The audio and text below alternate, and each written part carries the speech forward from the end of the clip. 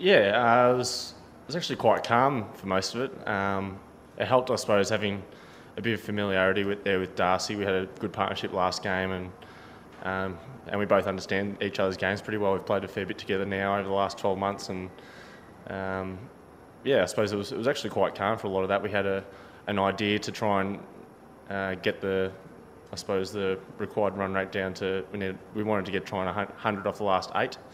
And we were able to just bat well enough, like with good cricket shots, and hit the loose ball and target certain balls and get it down to, I think it was 104 off 10. So we probably exceeded our expectations a little bit there, and from there we were just able to control the run rate. They bowled a couple of good overs. I think Cronulla was able to hold us back in certain periods and bowl some good overs, but we were able to sort of, I suppose, cash in on different overs and just hit a boundary at the right time, which doesn't always happen. But I suppose in a ground like this, where it's a bit smaller, it's fast outfield, and a big wicket square where the ball sort of speeds off, it's you can get runs pretty quickly here just by good cricket shots.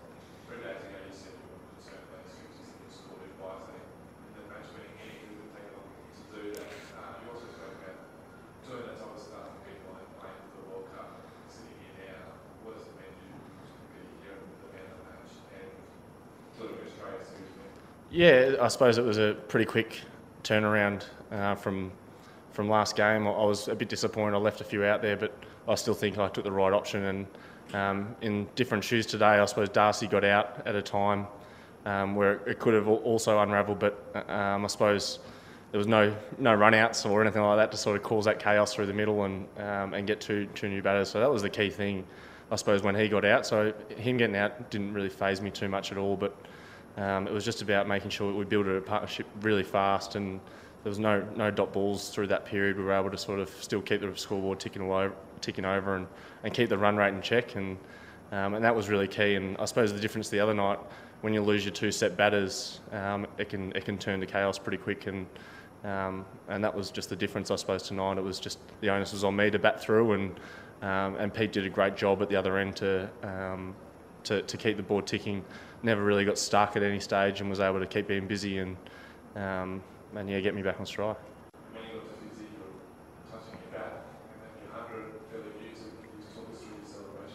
Yeah, I've been saying in the change rooms that I've got the best bat ever, and it's been held together by tape at the moment. The inside edge has been pretty badly hammered. There was a bit of it coming off, I think, in about the third last over, and they told me just to change it, and I was like, no, I'm not changing this bat. It's the best bat ever. So yeah, I was just showing the boys that I meant it when I said it. Tell me a little about how you approached Bumrah with the lead, and it seemed like you wanted to attack him in the 17th, but not so much in the 19th. So did you sort of have an idea of what is coming, and that's how you planned to that with? No, I was always trying to attack him. I suppose we got to the stage of I think we needed 43 or 44 off the last 4 overs. And he came back on, and it was, I suppose, a key over. If that only goes for 4 or 5, all of a sudden you need 13 and over, and it only takes 6 good Yorkers from him to push that up to 18, 19 and over, and that can be quite difficult to get in the last 2 overs, or the 2 other overs. So I was just hoping that he missed a couple of times and I could sort of pounce on that, and he's done me a fair few times in T20 cricket to his credit, especially playing for Mumbai, and yeah, he's got me out a few times, but I've sort of changed my approach to him a little bit, and been able just to wait for a ball that's slightly off and try and capitalise on that. And I was able to get in for 2 boundaries in that over and keep the run rate in check, and I was able to target Siddharth's next over, and then we only needed 14 off 12 balls, which sort of made the next over, as long as we didn't lose any wickets, I felt we were pretty comfortable for the last. Rob?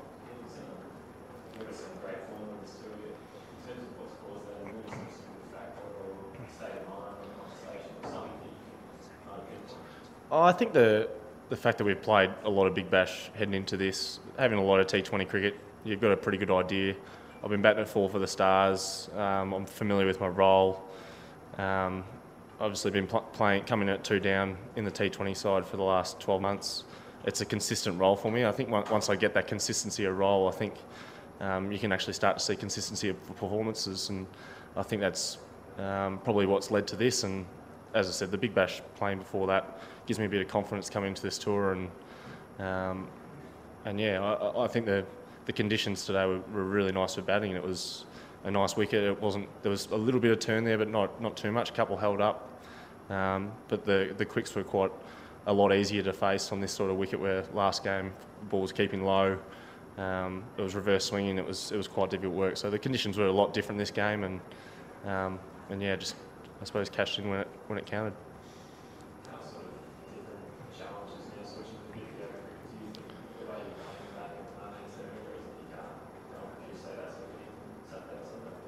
Yeah, I don't think there's any reason why I can't. I think it's just got to be about picking my moments. I can probably tame it down, I suppose, a little bit. I don't have to go as hard, but yeah, I feel like I've just been picking off balls that I think I can hit for boundaries, and that was the pleasing thing today. Is I didn't feel like I took too many ridiculous risks. I felt like I read the game really well, and I was able to hit the ball in areas where the fielders weren't. There's not many times I hit it straight over a fielder's head. It was more in the gap, and I think that's been the key for me when I've had successful innings, is when I actually am going. If I miss time and it's still falling in a gap, and I've got it in control. And yeah, I just felt like today I just had a really good read of the game, and I was able to sort of stay one step ahead.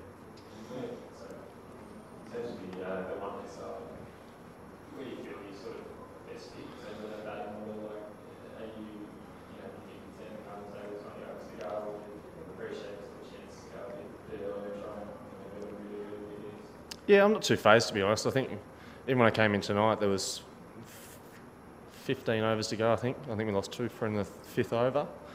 And that's still 15 overs to bat, and I was able to get 100. So even if I'm doing that at number 7, number 6, doesn't really matter. I suppose it's just about me making the most of opportunities when I do get them.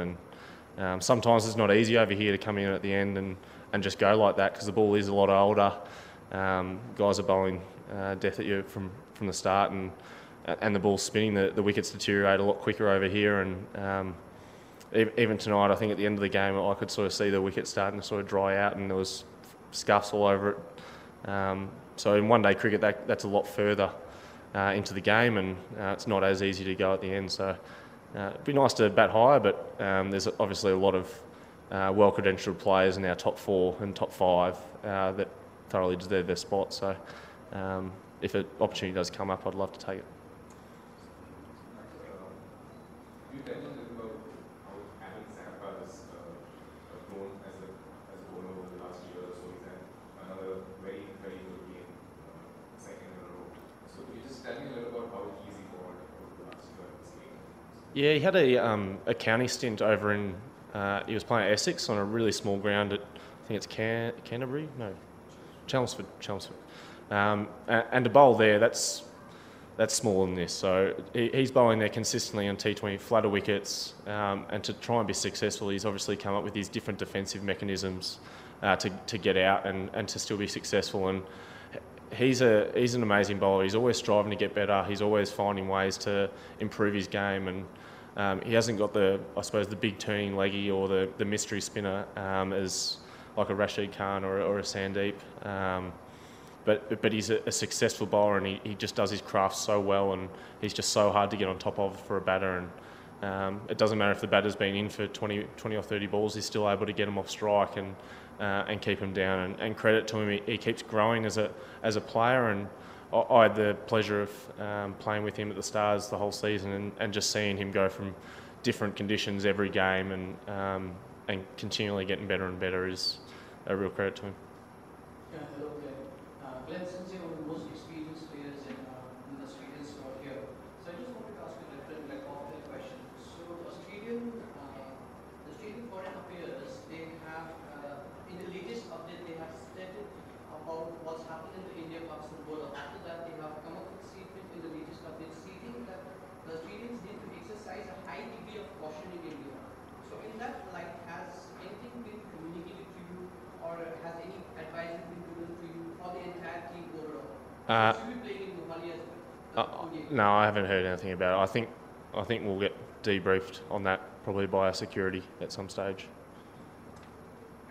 Last question. Not many visiting teams come here in India and the series in quite format. And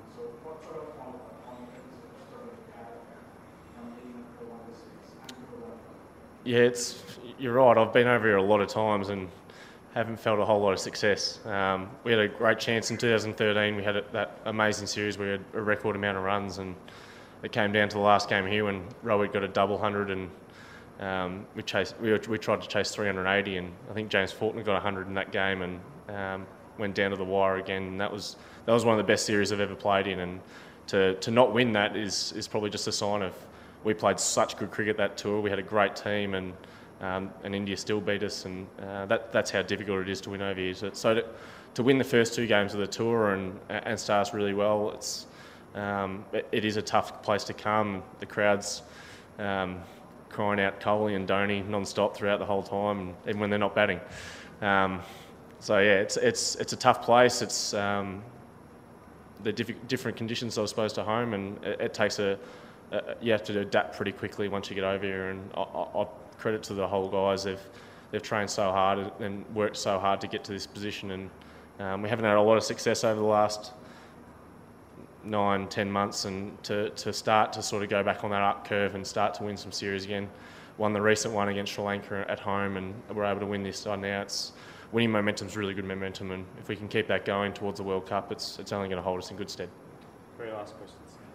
Today we've seen the team playing buggers with the hand, the team photos, wasn't allowed on training. So just how tight is the group? Yeah, it's a pretty close group, as you can see by the photos. I think Stoyne and Paddy were genuinely holding hands. So we've got Keithy Miller involved now, so that's a good for the weirdos in the team, which is nice. And yeah, we're trying to get the coach involved, but I'm not sure we're going to have much success there. It's such a tight group, as you said, and to have the group of guys that are just playing so much for each other out in the field is brilliant. They're enjoying each other's success. They're really feeling every moment together, and I know that it just means a lot to all of us tonight.